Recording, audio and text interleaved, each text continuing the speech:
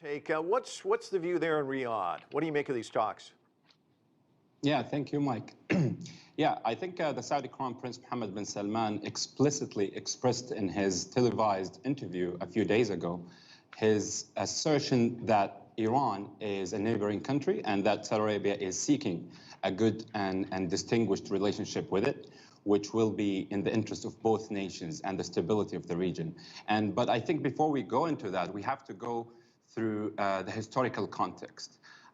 And perhaps many do not know that before the Iranian Revolution and Khomeini's arrival to power in 1979, Iranian-Saudi relations were going well. Rather, the strength of this relationship increased in the 1960s when Saudi Arabia helped Iran in several situations, such as its possible confrontation with the Soviet Union, and the two countries also cooperated in confronting some of the extreme nationalist movements in the region at the time.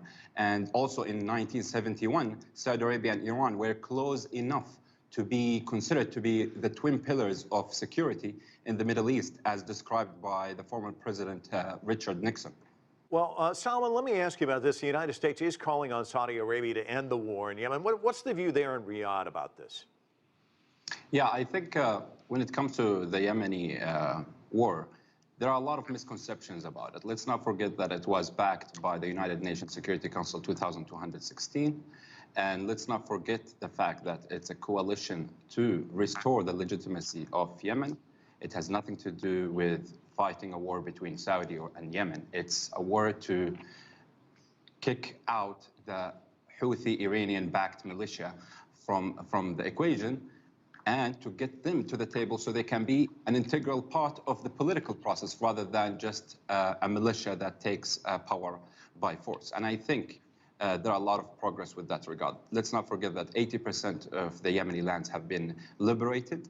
And let's also not forget the fact that Al-Qaeda, which has a stronghold in Al-Mukalla, in Hadramaut, in southern Yemen, has been also eliminated by the Saudi coalition. So there are a lot of good things that happened outside of this coalition that wanted to restore legitimacy. And when it comes to the U.S. Pressure, definitely, Saudi Arabia was actually even before the United States with regards to ending the war. And that's why they have implemented a ceasefire, but the Houthis, unfortunately, is not abiding by it, because definitely Iran is behind them, and they are the ones who call the shots, and specifically the IRGC. And I quote Mr. Zarif specifically for his leaks that diplomacy almost has no work, because IRGC and its leaders and Soleimani before, they were the ones who would dictate how the region or how their militias should function, etc. So, and I want to mention something important, Mike, because I mentioned the thing about the post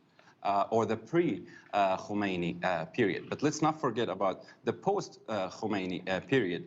After 1979, sectarianism became the facade and identity of the Iranian state. And Khomeini's first decision was his declaration of hostility towards Saudi Arabia.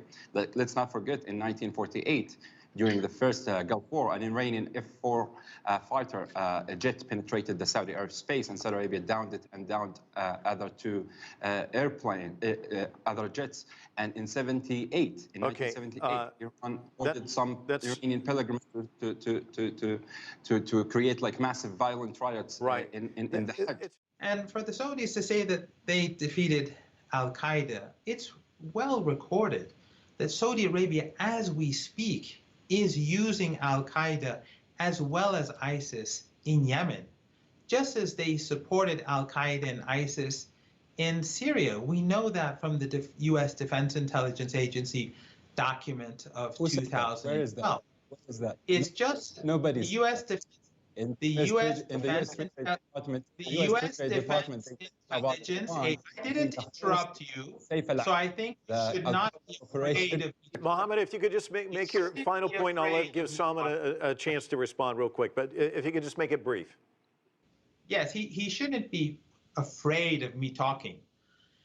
The U.S. Defense. This you are saying something without facts. good. This The US is a dialogue, and part of the program. Part of the program is to have some go and self-restraint. interrupt others. It's fine. Didn't you hear? But I think you made your point. We got a lot to cover here. So I'm just, Salman, if you could just make it brief, I'll give you a chance to respond, and then I want to talk about the talks in Vienna. Briefly, though, please. Yeah, sure. I think all what Mr. Mirandi is baseless at all what he said, basically. And when it comes to Al-Qaeda, if he wants to quote American intelligence, why doesn't he quote the U.S. Treasury Department that kept insistently publishing reports about Al-Qaeda leaders, operation leaders that are residing in Iran? And they are not just leaders who do nothing. They are actually managing the operations of Al-Qaeda. And let's not forget what Mike Pompeo has said, the former Secretary Department Minister. He said it very clearly that the new headquarters of Al-Qaeda is Iran. And nobody can deny that.